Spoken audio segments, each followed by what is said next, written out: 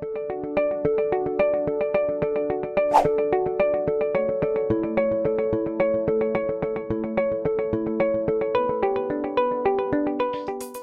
dia a todos e todas, sejam bem-vindos ao nosso episódio do Diálogos Ineu pós-eleições nos Estados Unidos, eleições extremamente difíceis, nas quais o presidente Trump ainda não reconheceu o resultado, né, que no último sábado elegeu efetivamente o presidente, agora presidente eleito, Joe Biden, né, mesmo que não oficialmente, mas é uma tradição nos Estados Unidos, né, quando as redes de televisão, os principais institutos de pesquisa mostram que a eleição já teria sido finalizada e, na verdade, hoje, diferentemente do que acontece, o presidente Trump ainda não reconheceu.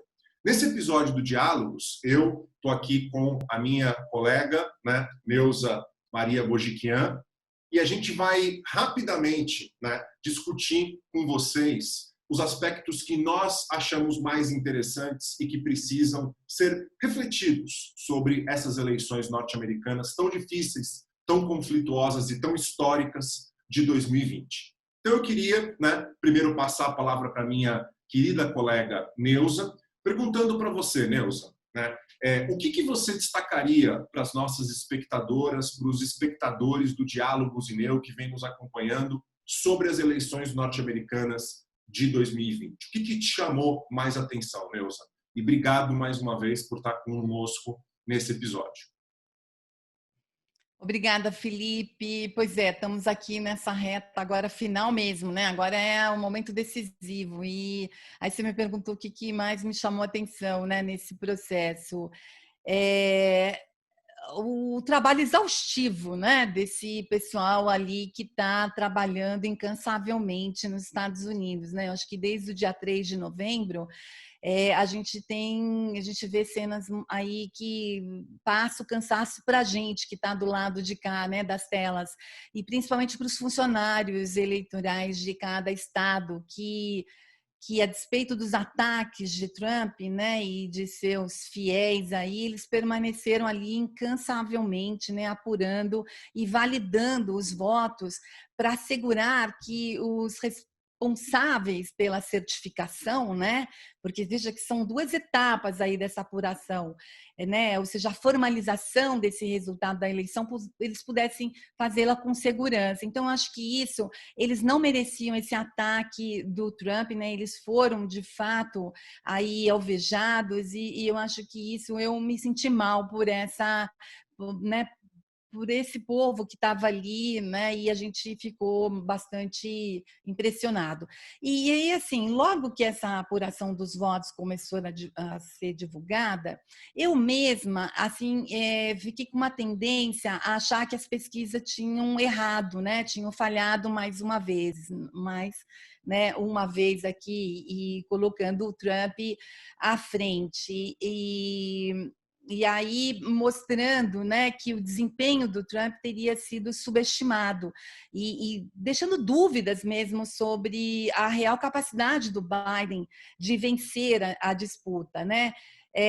Eu fiquei desanimada, confesso. Mas aí nas horas seguintes, o que a gente viu? Que apesar da margem de vantagem prevista para o Biden ser de fato menor, né? A gente viu que foi menor e causou esse suador aí nos democratas, e que o democrata encararia também derrotas aí em alguns estados estratégicos, né, para o partido, por exemplo, Flórida e Texas, né?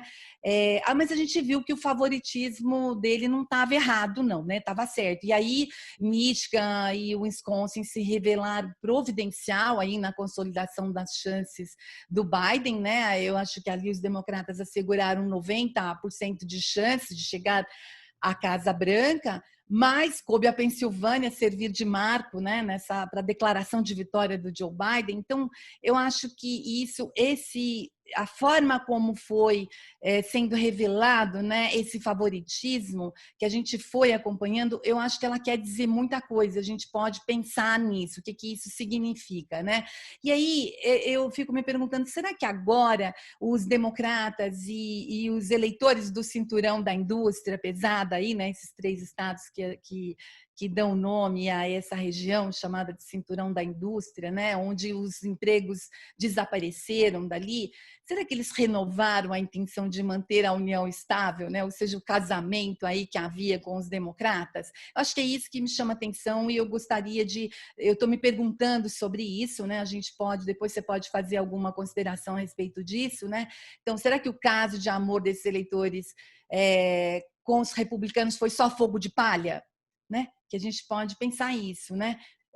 Isso, então, que me chama a atenção nessa região, fiquei bastante atenta a isso.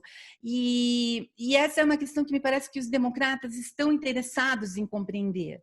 Eu quero dizer, compreender o comportamento dos eleitores, não somente dali, daquela região, mas também de outras, é claro, mas ali é bem emblemático, né? Ainda há muitas pessoas se sentindo fora de qualquer um dos pactos apresentados pelos governos democratas até agora, né? Ou seja, fora do guarda-chuva azul, né? E a gente deve lembrar que o Trump se transportou, né? Ele surfou nessa onda de frustração em relação a Obama e foi assim que ele chegou à presidência, né? Então, será que isso tudo está ensinando para os democratas, né? E também é uma questão para os republicanos, né? O desempenho de Trump frente às urnas. Então, eu queria chamar a atenção nesse aspecto, porque o Trump disse que venceu as eleições com 71 milhões de votos, né? Que a gente acabou aqui conversando aqui, nós dois, a gente viu esse número aí, e é um número. O Trump diz 71 milhões de votos legais, porque ele separa entre votos legais e votos supostamente não legais, né? Então, e aí, assim, a parte, toda essa manobra dele para não aceitar a derrota e tentando com isso tirar a legitimidade da vitória de Biden, esse número de eleitores é muito expressivo, né? O Trump pode ter que partir da Casa Branca, né? Já está fazendo a mudança, provavelmente, né? Devolvendo o cachorro que eles adotaram. Mas o trumpismo deve permanecer e parece que já há sinais de que possa ser acolhido por alguns representantes do Partido Republicano. E ao dizer isso, eu tendo a achar que a retórica está sendo bem explorada por Trump, principalmente, né? Sim, porque retórica importa, sim, e ele soube explorar isso, ele está sabendo, né? Enquanto se vê figuras importantes que não compactuam com essa estratégia, a estratégia do caos, né, que foi levada a cabo por Trump aí nesses dias, no processo todo, né, que a gente viu nas várias fases, e agora com base nessas alegações aí que são insustentáveis, e com base nessa ofensiva jurídica aí muito forte, determinado mesmo a desencadear uma crise institucional sem precedentes, né? A gente não tem isso daí, né? Você está atento aí mais que eu nos relatos históricos, mas isso realmente, né? O nosso aluno ouvinte aqui, ele também não me parece que isso, né, seria comum, seria esperado, né? E ele faz um aberto desafio mesmo ao voto por correspondência no tribunal, né? E mesmo em se tratando de um momento muito específico, muito singular. Então, mas assim, há alguns que estão nessa apoiando esse tipo de conduta, mas há os outros que não apoiam. Os que não apoiam, ontem eu vi, acompanhei ele pela televisão, mas tem outros, mas a gente pode citar aqui vários deles, né? Por exemplo, lá quando a gente estava vendo os votos no Arizona, onde o Trump estava perdendo, e a gente viu que ele estava lá separando, né? A ideia dele era de que votos legais e votos não legais, e aí a gente viu, assim, as unidades ali, né, lideranças republicanas no estado do Arizona não concordando com isso, né? O ex-senador Rick Santorum, né, da Pensilvânia, também foi outro que classificou as alegações de fraude de Trump como angustiantes. Essa foi a palavra que ele, até anotei aqui, né? E equivocadas, né? E também uma outra figura que a gente viu muito aí falando ontem, também apareceu o Chris Christie, né, que é um republicano lá da Nova Jersey, ele aconselhou o Trump a deixar o processo, deixa rolar, deixa as coisas, né, se desenrolarem aí, a gente vai ver o que faz depois. E o senador Mitt Romney, né, eu acho que esse é uma figura bastante importante no Partido Republicano. Ele, no Senado, ele ocupou aí a presidência da Comissão das Relações Exteriores, né? E ele disse não ter visto evidências de fraude generalizada. Ontem ele estava na CNN norte-americana, né? E repetiu isso várias vezes, né? Aí a gente vê do outro lado o senador Marco Rubio, da Flórida, que por um momento até parecia que ele estava tentando ser mais cauteloso e até contrastando com aquela postura dele usual, de tuitar toda hora, né, soltando umas bombas também, apoiando o Trump nisso. Ele até tinha dito que assim, levar dias para contar os votos legalmente expressos não é fraude, né? Mas aí a gente viu que ele voltou atrás, ele voltou a ser o extravagante, né, por assim dizer, chamando mais uma vez a atenção do público, ao dizer que acredita que a eleição possa mesmo ter sido roubada. E outro que aparece também bastante é o ex-presidente da Câmara, o Newt Gingrich, né, que é uma figura importante, né, da Câmara dos Representantes.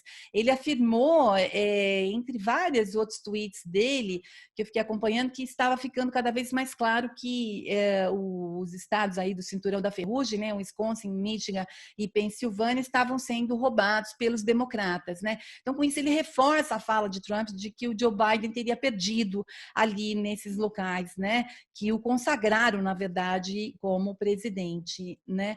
E aí, sem contar o Lindsey Graham, que disse ontem em entrevista na Fox, né, no TV Fox, que o presidente Trump não deveria desistir, né? Que ele disse que a mídia não decide quem se torna presidente. Oi, assim, parece até que ele chegou agora, né, nisso, e que não sabe que tudo isso sempre foi feito com base em vários instrumentos aí sofisticados, né, de simulação. Então ele estava desacreditando tudo isso, né? Que ele falou que se a mídia fizesse isso, não haveria nenhum presidente republicano, porque supostamente a mídia não gosta dos republicanos, né? E que Trump deveria mesmo ir para o tribunal, né? Ele sendo aí o confidente do Trump, que a gente sabe, né?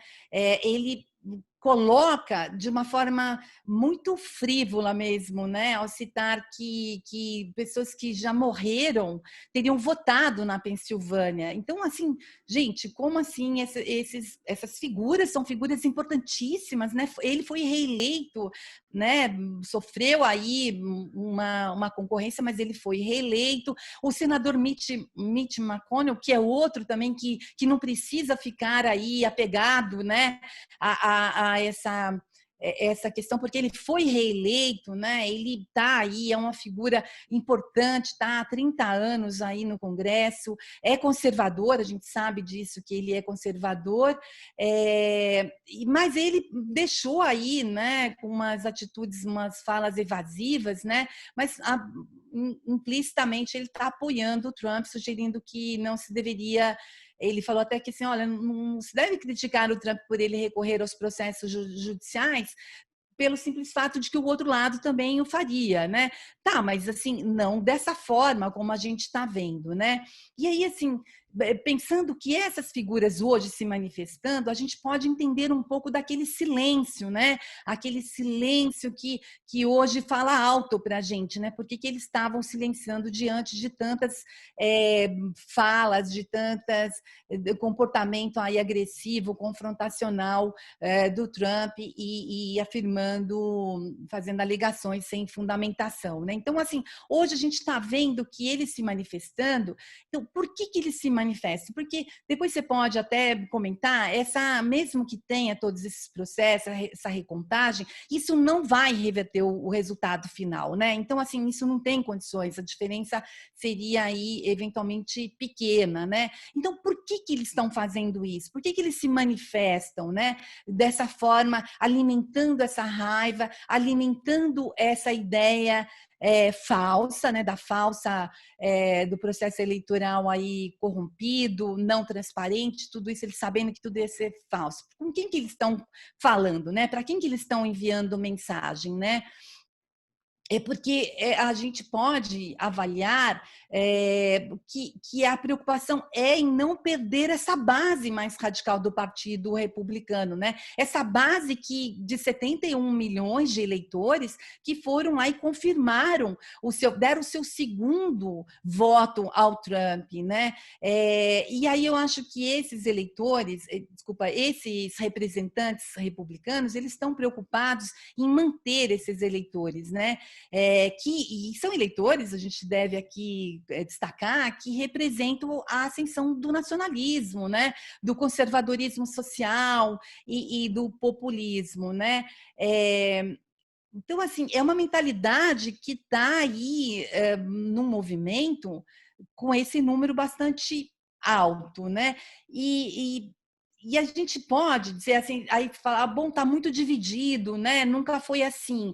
Não, já vinha sendo assim. Essa divisão, né? Eu acho que não foi mesmo uma invenção do Trump, né? Ela já existia antes. O presidente dos Estados Unidos apenas assumiu e explorou politicamente, né, essa divisão, aprofundou impiedosamente, né, durante o seu mandato, né, e mesmo diante de mais de 235 mil mortes, né, por Covid-19, houve o tremendo colapso econômico que a gente está vendo aí, né, que vai ser um desafio para o novo governante.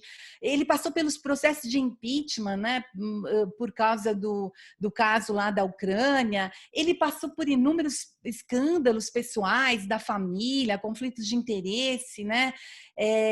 Eu fico vendo assim, um político tradicional não teria resistido, né, a esse monte de problemas que ele está enfrentando, e ele ainda assim consegue essa fidelidade desse eleitorado, né? Então, assim, o que será que representa isso, né? E essa você depois vê se eu estou, né, nessa ideia de colocar essa fala, essas manifestações explícitas, né, dessas figuras aí icônicas do Partido Republicano, elas estariam apostando nisso, né, apostando nesse eleitorado, é o capital político deles, né, que eles estão aí querendo acomodar, né.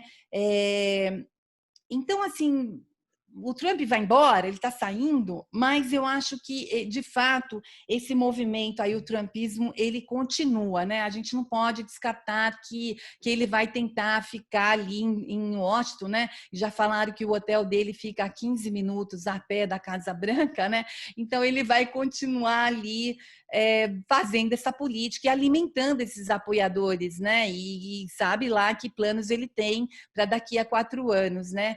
E esses figuras aí que estão apoiando ele, mesmo cientes de que estão ajudando a dilatar, né, essa divisão política, né, estão alimentando essa forma muito maliciosa, por assim dizer, né, que o Trump vem conduzindo a política. E eles colocam em risco, né, uma das democracias mais consolidadas aí do mundo, né, e assim até então, né. Então, assim, eu queria que você depois assim nos ajudasse também a pensar aí com as suas considerações que você traz, né? Porque isso torna a luta dos democratas ainda mais difícil, né? Porque esses políticos no Congresso vão continuar fazendo, né, uma resistência aí bastante firme, né, para o Biden. Então, eu não sei, assim, acho que isso que eu queria destacar, esse eleitorado, essa força desse eleitorado apoiador do Trump e essa manifestação desses congressistas que foram reeleitos, né, que asseguraram ali mais uma legislatura e que optam por seguir nessa tendência aí, né? E justamente para o Biden, que vai tentar aí, pelo menos é o que a gente está apostando, né, reconciliar os dois campos, né? Mas não é de agora, vai ser agora, né? Acho que é uma tarefa para gerações mesmo, né, Felipe? É isso, acho que assim, eu queria colocar isso e queria te ouvir também. Maravilha, Neuza.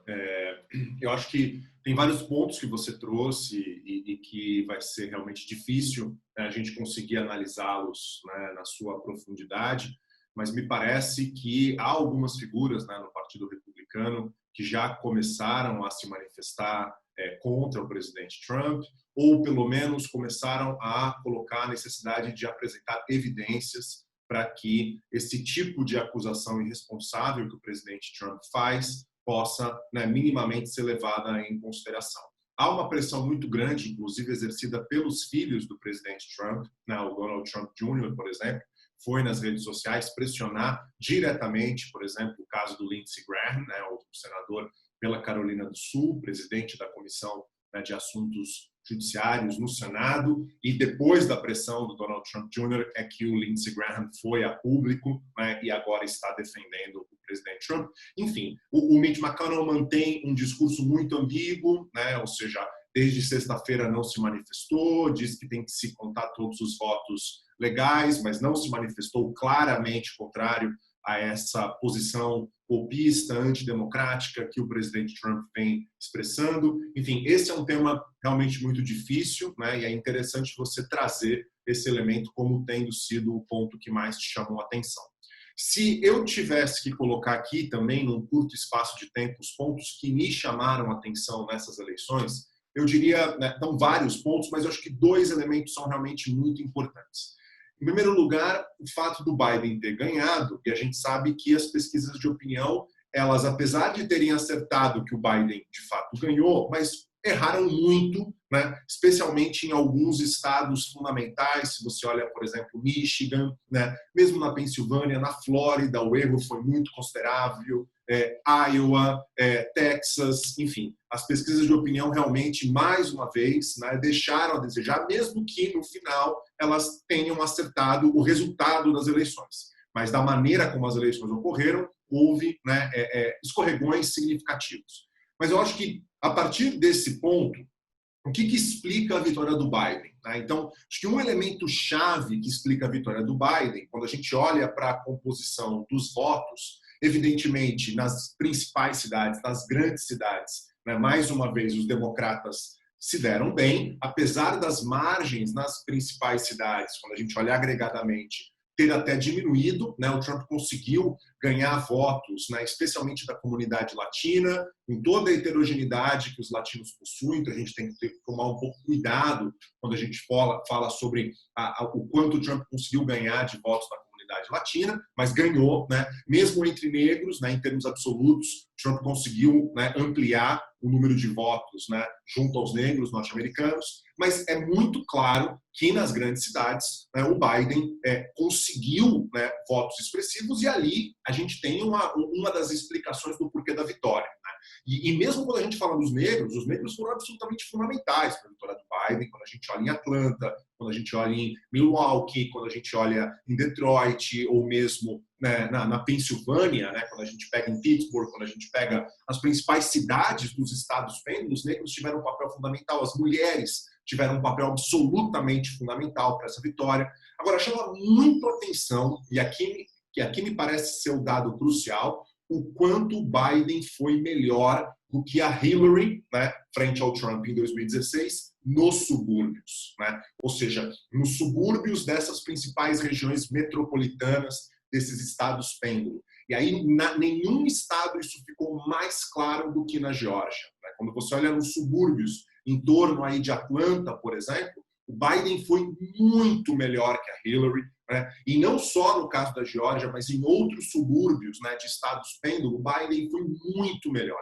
E aí é interessante perceber que o voto das mulheres brancas nos subúrbios, né, dessas principais cidades dos estados pêndulo parece que foi absolutamente determinante. E aí a maneira pela qual o Trump lidou com a pandemia, né, de maneira irresponsável, negacionista, parece ter tido um papel central para essa mudança dos subúrbios, que a gente já considera, já consegue ver a partir aí de das midterm elections de 2018, né? Os democratas já conseguiram ganhar, né, muito nas midterm elections por meio dos subúrbios, e isso ficou ainda mais claro, né, quando a gente olha para as eleições agora e, né, a vitória do Biden. Os subúrbios foram absolutamente centrais. Eu queria mostrar para as nossas espectadoras e espectadores, né, aqui do Diálogos um gráfico que o New York Times publicou, né, no último dia 6 de novembro, que eu acho que é um gráfico muito didático, exatamente para a gente perceber essa mudança nos subúrbios, né?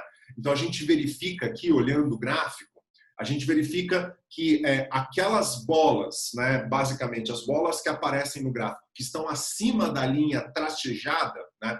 Então, aqui, quando a gente olha para o eixo Y do gráfico, a gente tem, no caso, a margem de votação nos subúrbios em 2020, e quando a gente olha aqui no eixo X, a gente tem a margem de votação, né, em 2016. E a linha tracejada, que é literalmente essa diagonal que está cruzando aqui no gráfico, é o que mostra, o que está acima da linha, né, as bolas que estão acima da linha são subúrbios, e o tamanho, né, dessa diferença, o tamanho das bolas mostra o tamanho da diferença. O que está acima da linha são os subúrbios que votaram, né, mais, né, para os democratas nessas eleições de 2020. E as bolinhas que estão abaixo da linha, ou que estão, né, mesmo que em cima da linha, mas um pouquinho mais abaixo, são os subúrbios que votaram mais no Trump, mais nos republicanos em 2020. Aí, olhando esse gráfico, fica evidente, né, essa mudança muito significativa. Tanto no caso dos subúrbios que já votavam mais nos democratas, eles votaram ainda mais nos democratas, como nos subúrbios que votavam nos republicanos, votaram menos nos republicanos ou viraram, né? Ou seja, eram republicanos ou mais republicanos em 2016, passaram a ser majoritariamente, né, democratas em 2020. Então, esse elemento é algo, para mim, fundamental. O primeiro ponto que eu gostaria de destacar, né, nessas eleições. E um segundo ponto que eu queria destacar, muitas pessoas, muitos analistas falam, e como você bem destacou, e você tem toda a razão, Neuza, você tem toda a razão, 71 milhões e meio de votos, né, para um presidente que fez o que fez no contexto da pandemia, né, com todo o negacionismo e irresponsabilidade, a maneira como lidou com a coisa pública, né, casos de corrupção imensos envolvendo figuras próximas ao presidente, o impeachment que ele sofreu. Ou seja, tem N elementos que justificam o nosso espanto quando a gente olha pelo fato de que o Trump conseguiu passar aí de 62, 63 milhões de votos em 2016, quando ele ganhou da Hillary, né, para 71 milhões de votos. Né? Ele, de novo, perdeu no voto popular para o Biden, e agora no voto popular e no colégio eleitoral, mas ele aumentou em quase 10 milhões de votos, né, em termos absolutos, o que ele ganhou em 2016 e o que ele ganhou em 2020. Isso é chocante, inegavelmente chocante. Apesar disso, eu queria colocar uma provocação, né, para os nossos espectadores e espectadoras. É interessante olhar que, apesar de ele ter conseguido um número muito significativo de votos, como a gente pega alguns estados fundamentais, né, e aí eu gostaria de chamar a atenção, por exemplo, para estados como Arizona, né, que foi vencido pelo Biden raspando, Carolina do Norte, que tudo indica que o Trump conseguirá vencer, né, Colorado, que o Trump, evidentemente, né, perdeu, e perdeu por uma margem muito significativa, Geórgia, né, que foi uma vitória histórica, se confirmar de fato, com 99% de apuração, se confirmar uma vitória histórica na Geórgia. Os democratas não ganhavam na Geórgia desde as eleições de 1992, né, com Clinton contra o Bush pai. Olhando para Iowa, Michigan, Minnesota e Texas. Pegando esses estados, né, eu fiz aqui um exercício que eu queria compartilhar com os nossos espectadores e espectadoras, a partir de dados colhidos, né, no Washington Post. Fiz um exercício que, inclusive, alguns jornalistas do Washington Post também levantaram essa questão. Então, acho que é interessante fazer uma comparação, mas eles fizeram esse exercício alguns dias atrás, no dia 4 de novembro. E eu peguei dados agora atualizados para mostrar para os nossos espectadores. Né? Basicamente, fazendo que tipo de comparação? Estou mostrando aqui na tabela, acho que vai ficar muito claro, né, para quem está nos assistindo. Né? Pegando qual foi a margem do Trump nesses estados, né?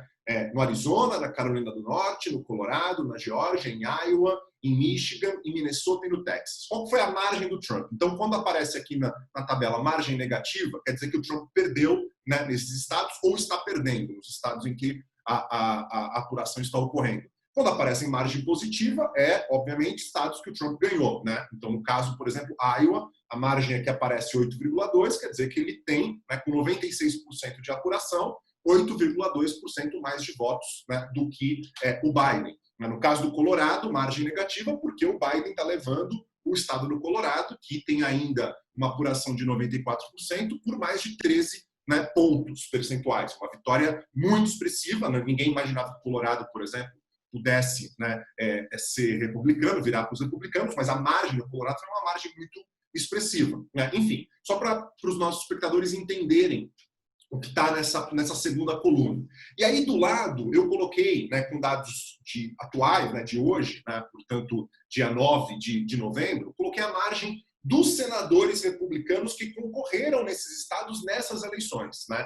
Então, quando aparece margem negativa, quer dizer que o senador republicano perdeu, né, para o democrata, e quando aparecem margens positivas, quer dizer que o senador republicano, candidato ao Senado pelos republicanos, venceu ou está vencendo, né, no caso ainda em que as eleições não estão plenamente definidas, dos democratas. Comparando as margens desses estados, né, Arizona, Carolina do Norte, Colorado, Geórgia, Iowa, Michigan, Minnesota e Texas, é muito impressionante perceber que a margem do Trump frente a esses senadores republicanos foi só melhor em 2 desses 8 estados. Só no Arizona e em Iowa, o Trump performou melhor do que o senador republicano que estava concorrendo nas mesmas eleições. Nos outros 6 estados, o Trump performou pior, né? Então, você tem, no caso do Texas, por exemplo, a performance do candidato ao Senado pelos republicanos foi 4 pontos superior à performance do Trump. No caso do Colorado, 4 pontos também superior à margem do senador republicano em comparação ao Trump. Mas perceba que no caso de Michigan, Minnesota, né, estados que são centrais e que o Trump perdeu por um número não, obviamente, tão apertado como está acontecendo na Geórgia, mas perdeu por um número que não é tão expressivo, né, como ele perdeu no Colorado, por exemplo. Você teve o senador republicano, candidato, performando melhor, no caso do Michigan, 1 ponto a mais, e no caso do Minnesota, quase 2 pontos a mais, né? Então, isso mostra que, apesar de tudo, Neuza, e com isso, né, eu fecho essa minha consideração, que eu acho que esses são os 2 pontos que me chamaram muito a atenção, para além, de novo, dos erros nas pesquisas eleitorais. Mas essa comparação com os senadores mostra que, apesar do Trump ter ganhado 71,5 bilhões de votos, né, os senadores em estados centrais dos republicanos conseguiram, em geral, uma margem melhor que o próprio Trump, né? Ou seja, isso mostra também as limitações que o Trump apresentou nessas eleições. Talvez, a gente não tem como cravar isso, a maneira como ele lidou com a pandemia tenha sido central para essa margem, né, que está vinculada à forma como o Biden conseguiu ir tão bem nos subúrbios. E isso é muito importante para quem está assistindo o Diálogos, porque o Senado ainda não está decidido, né? Quem vai controlar o Senado não está decidido. Isso vai depender das eleições na Geórgia, né, que vão ter eleições, né, basicamente para 2 vagas, entre os 2 mais votados para essas 2 vagas em 5 de janeiro. Então, se de fato se confirmar, a tendência é que os republicanos consigam, né, manter a maioria no Senado, porque, ao que parece, os republicanos candidatos ao Senado foram melhor do que o Trump em estados fundamentais. Então, eu só queria trazer esses dados aqui como uma forma de provocar os nossos espectadores, a crítica, a reflexão, e que são coisas que me chamaram a atenção. A questão dos subúrbios e o fato de o Trump, apesar de ter ido muito bem, não ter conseguido, né, performar tão bem quanto os próprios senadores, candidatos a Senado dos republicanos em vários estados fundamentais. É isso, basicamente, Neuza. Obrigado. Muito bom, Felipe. Eu acho que, né, essa eleição ela está nos ensinando muito, né? Eu especialmente estou, assim, especificamente eu aqui, né, particularmente eu estou aqui acompanhando de pertinho essas eleições pela primeira vez. Né, de um modo geral, a gente analisa temas e alguma fase, mas não assim de forma tão de perto, porque o nosso programa já vem, né, hoje o momento, todo mundo está falando desse assunto, mas nós aqui do Diálogos, a gente já vem há 7 meses, né, envolvidos com isso, estudando tudo isso, então a gente não está aqui falando, repetindo o que os analistas vêm publicando. A gente também faz um trabalho de estar monitorando muito de pertinho isso. E por isso que eu acho que, né, você detalhou aí, trouxe aspectos bastante importantes e que serve, e aí vão ao encontro daquilo que eu falei antes, né? Ou seja, o que está acontecendo? Então, os estrategistas da campanha do Biden, né, os democratas, de um modo geral, eles estão preocupados, né, com isso. Eles estão preocupados com essa mudança, né? Ou seja, em estados que mudaram por quê? Eu acho que agora eles têm que debruçar mesmo sobre isso e tentar identificar. E os republicanos vão fazer igualmente, você concorda? Eles não vão deixar escapar isso, né? Então, onde eles não performaram bem ou onde eles performaram, quer dizer, o que aconteceu, o que houve de diferente em um caso e em outro, né? E essa mudança, para a gente verificar se essa mudança ela é sólida, né? Ou seja, ela é uma mudança que tende a permanecer, ou se foi só um momento, esse momento pandêmico que, né, interferiu muito, né? Influenciou bastante nesse comportamento do voto, né? Então, eu acho que resta aí a gente ficar mesmo monitorando e eu achei muito interessante você trazer essa questão do Senado, porque eu não tinha feito, né, esse recorte, não por agora, né? Eu até estou olhando isso em questão de contribuições de campanhas para ver como que isso funcionou, mas olhando assim a performance em cada estado-chave, realmente foi muito legal você ter trazido aqui para a gente. Bom, então, a gente tem que ir parando por aqui, né? Tem muita coisa a ser falada, a gente poderia ficar aqui 2 horas, né? Mas aí também a nossa audiência não vai aguentar, né? A gente vai poupar eles um pouquinho e aí vamos encerrando aqui hoje. Agradecendo, eu agradeço a você que está aqui, sou super empenhado, e também agradeço ao nosso público, né, que a gente pede para continuar aí com a gente, porque nós vamos voltar para dar encerramento a essa série, né, fazendo aí um wrap-up, né, ou um pós-mortem de tudo, né, que aconteceu, mas de uma forma mais geral. A gente volta no dia 14 de novembro, né, desculpa, de dezembro, de novembro a gente já está aqui, dia 14 de dezembro a gente vai dar esse tempo aí maior para a gente também cuidar das nossas agendas aqui, né, que estão bastante aqui acumulado, né, o trabalho, fechar o lojinha, né, e aí a gente volta aqui de novo para fazer um encerramento aí dessa série do nosso programa Diálogos INEU e talvez aí colocar algumas propostas, quem sabe, né, para o próximo ano, para o nosso aqui fiel, que está acompanhando a gente, né, fielmente, ele continue com a gente nisso. Muito obrigada, Felipe. Então, vamos lá. Até mais.